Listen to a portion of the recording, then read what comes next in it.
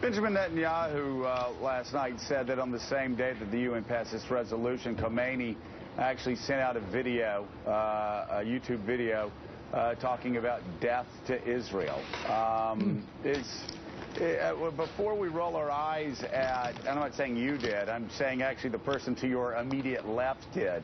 Before we roll our eyes at Israelis notably being shocked and stunned by what is going on, we have to remember this is happening at the same time that Iran is still promoting death to Israel as a chant. What I think it underscores, Joe, is that the hopes that somehow this agreement will be quote-unquote transformational and lead Iran to be closer to Switzerland is just that. It's a wild hope. It can't be serious thinking or analysis or strategy. And what this agreement can do is for 10 or 15 years put a ceiling on selective Iranian capabilities. What it can't do is necessarily in any way affect Iranian intentions.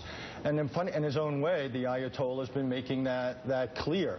And I think it actually somewhat complicates the president's life. The Ayatollah never got the email that in a negotiation, one of the things you're supposed to do is say things that make it less difficult for the other side to manage its domestic politics.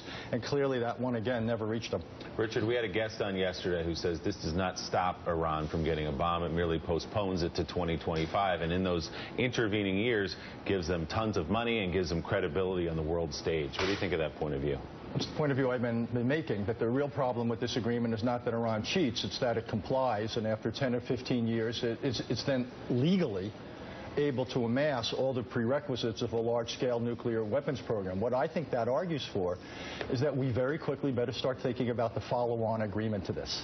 Iran is not precluded for doing those things by the agreement. We are not precluded from laying down what we believe must follow on this agreement or the consequences that would flow to Iran, i.e. more sanctions or potentially use of military force. It's just a reminder that this agreement in no way solves the Iranian nuclear conundrum. All it does is it buys you 10 or 15 years at a certain price. It potentially makes the aftermath more difficult, and it clearly makes the next 10 or 15 years more difficult when it comes to Iran regional activity, because once they have $100 to $150 billion more in their treasury, they're obviously going to have the resources to be even more active throughout the region.